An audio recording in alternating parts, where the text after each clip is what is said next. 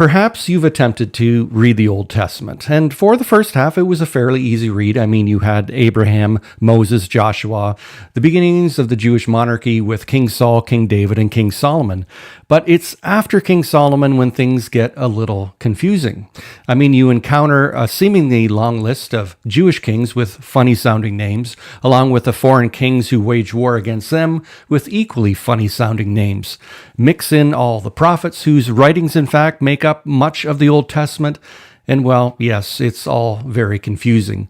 Well, here are two things that you need to know in order to add some clarity.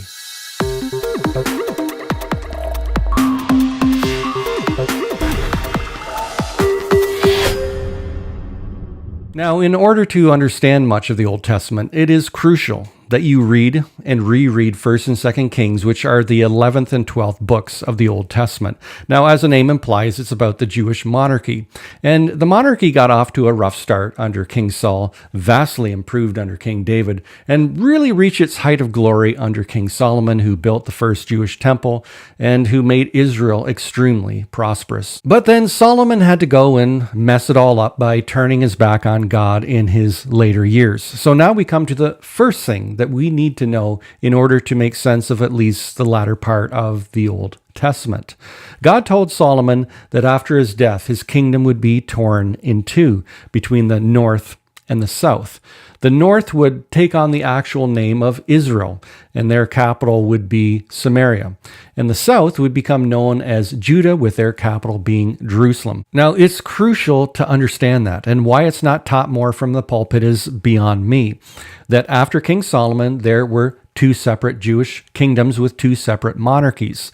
And with that knowledge, the writings of the prophets begin to make sense, because you realize that God called some to minister to the north, while he called others to minister to the south. And with the help of a timeline found in most modern Bibles, it's easy to discover which kingdom and when each prophet ministered to. We now come to the second thing that you need to know: the exiles. It was all in the treaty that the Jews had made with God under Moses, that if they turned their backs on God, then he would allow their enemies to conquer them.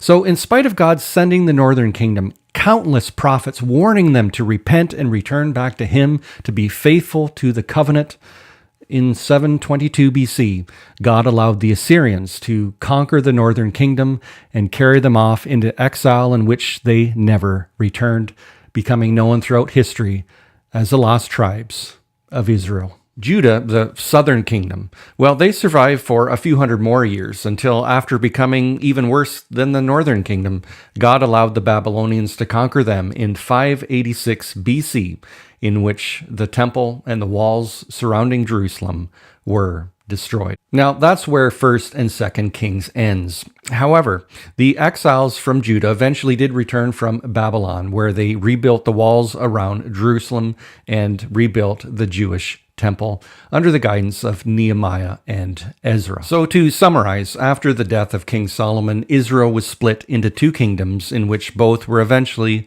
led off into exile. The north by the Assyrians, and the south a few hundred years later by the Babylonians. Those are two key moments in Old Testament history that you need to know. Thanks for watching.